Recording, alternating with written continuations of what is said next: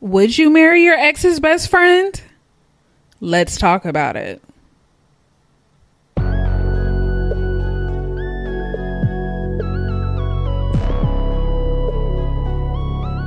Millennials in love. Millennials in love.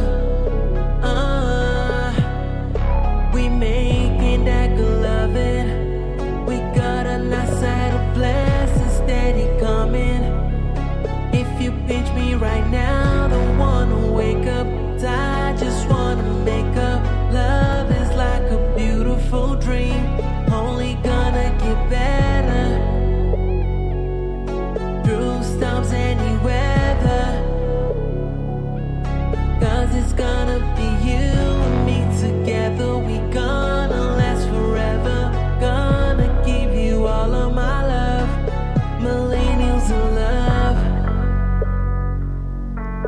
Millennials in love. We are Millennials in Love, and this is I Love a Responsibility podcast. I am ISpeakDeau. And I'm ISpeakMotivate. And we definitely welcome you today. Now, this is the thing. Watching Manifest. And I was like, look, we gotta post a random episode. Like, period. So, babe, this is the reason I wanted to post this episode. Because you're like, why are we just, this isn't planned, this isn't on the docket of the list of, you know, titles or whatever. I was weirded out. You're weirded out by the topic. Well, not by the topic itself, but just the randomness of it. 'Cause I was like, Yeah, he was, look. doing something like this. But, you know. And he was living his best life eating his Oreo McFlurry. So that has something to do with it. Throw you under the bus in speed. Okay. He has a dang speed bump. Roadkill. Now this is a situation. Y'all hear this? Right.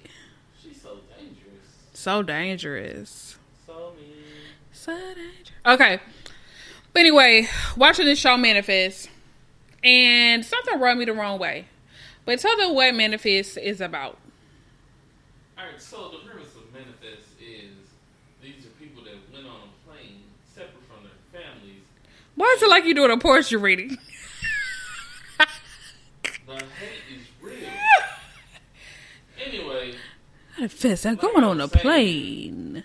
The premise of the show is these people were going on a separate plane because it was overbooked, right? So, in the show, what you end up finding out is that these people got shot 5 years ahead. And it was just crazy because they feel weird because they thought that they were all dead, that whole plane. They thought everybody was dead because it never arrived. It disappeared. So the whole premise of it is that a miracle happened and they all came back. And it was weird stuff started happening. So one of the weird stuff that started happening was one of the girls that was on the plane, one tragic thing happened regarding her mother, and we're not going to spoil that, but spoiler alert, about what's going to be said, because this is related to why I wanted to do this, because I was upset and fired up. Okay? So she comes back. And what happened? Her boyfriend is married to her best friend. Now, let me tell you. Get you off with that. The way you said girl made me feel like you had a bonnet on. But we ain't gonna go there. Look. So, this is the situation. Right. I'm upset for her. Like, I felt like she was my good sis. When I tell you she really was upset, she was over here acting like she was in the situation I was in a situation. How were you in the situation? When I watched the television show, me and her communicated, and I could tell she was hurt about it. It's something about girl code. Let me tell you, this is the thing. This is the thing that upset me about it. It's two-way. Communicated with a character. I communicated with a character in the show. It's something serious. You don't understand. You don't understand art like I do. You don't understand the art.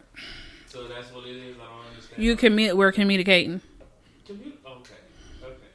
Through art. But anyway, so this is what happened. Like I said, the best friend married the boyfriend married the best friend. Now keep in mind, on this Twilight Zone type thing, because they ended up being in their normal lives, but 5 years later. So it was like us going on a plane, but when we drop down and land, honey, we are in 2026.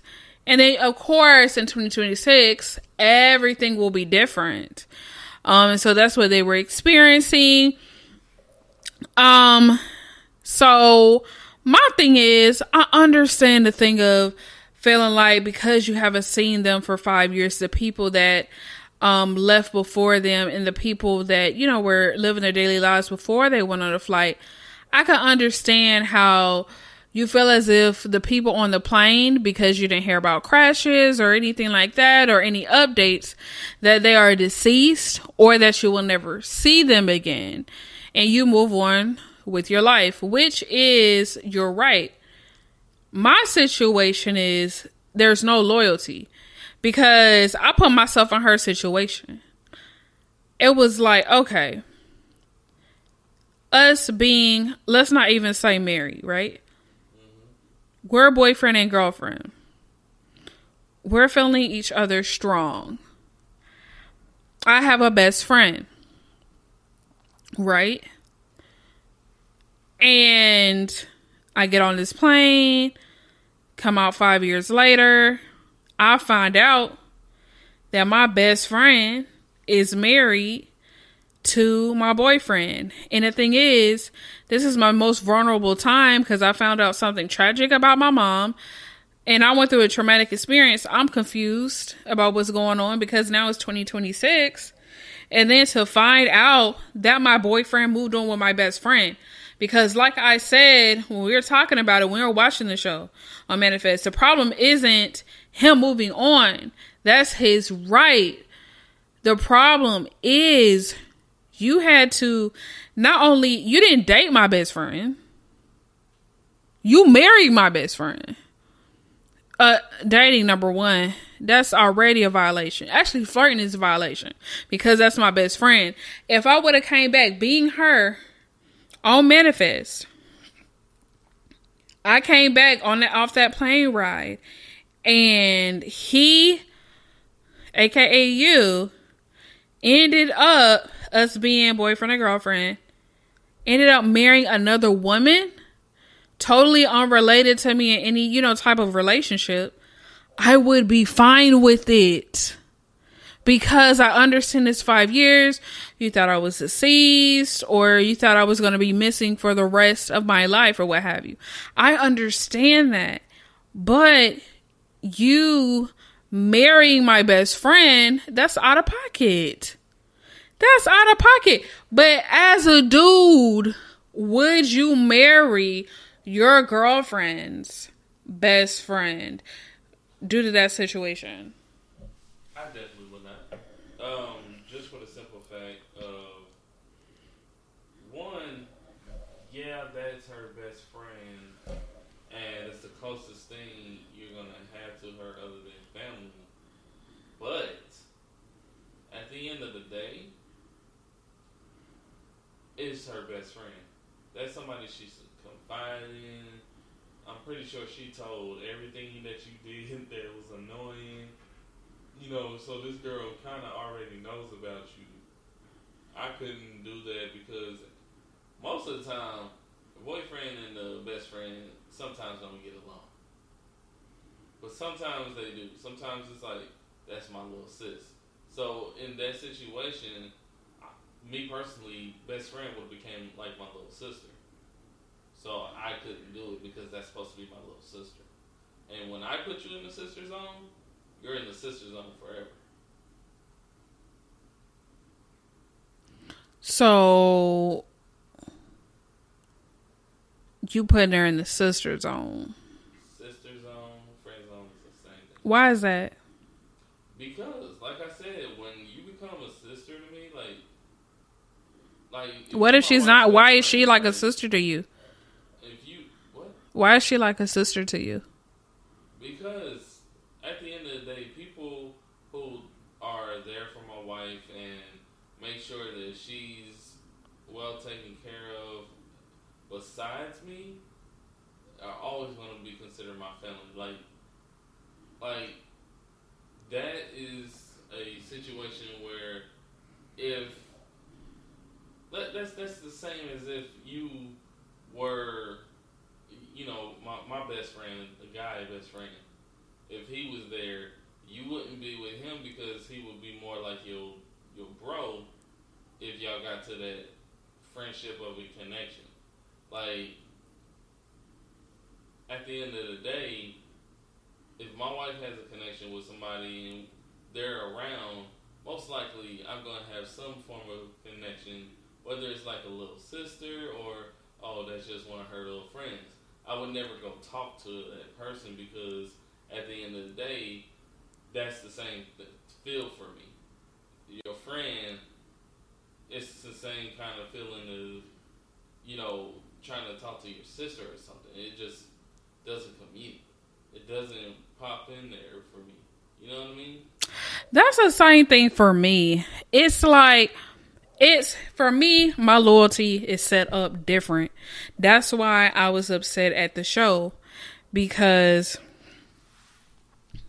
this is how it goes when it comes to me. And I'm going to go from the person that is in the relationship and then the best friend. I'm going to go both ways. Me being in a relationship. So, for example, I'm him. The boyfriend that got left behind and I thought she was deceased. Or she was never coming back. I'm not dating her best friend. I'm not dating any of her siblings. I'm not dating friends, cousins, her enemies. Nothing associated with her. I'm not doing that. Because to me, another thing too, I feel like, but no, actually I'm going to go on that one, the best friend side. But no, my loyalty is set up different. What I'm not going to do, even if I had an ex-boyfriend, I'm never going to be, like they say, being with the homies, being with brothers, being with cousins, like anybody associated with that dude, friend or enemy, I'm not with it. Even though we're not together in that romantic connection way, I'm loyal to the situation of what we had. So I'm not about to do it. Now, from the best friend's point of view, right? Is no way that I would flirt, date, or marry my best friend's ex. Period. My loyalty is something totally different. I'm not doing it. I'm not doing it. I'm not dating no dude she liked in the past. Even when I was single, even if I had an acquaintance and she liked a dude, I didn't flirt with him. I didn't do anything like that. Because it's the loyalty for me. And there's plenty of fish in the sea, and God has who he has for you. So I don't understand the whole thing anyway. Because if God has what he has for you, why do you have to marry your best friend's man or girl? Like, that doesn't make sense.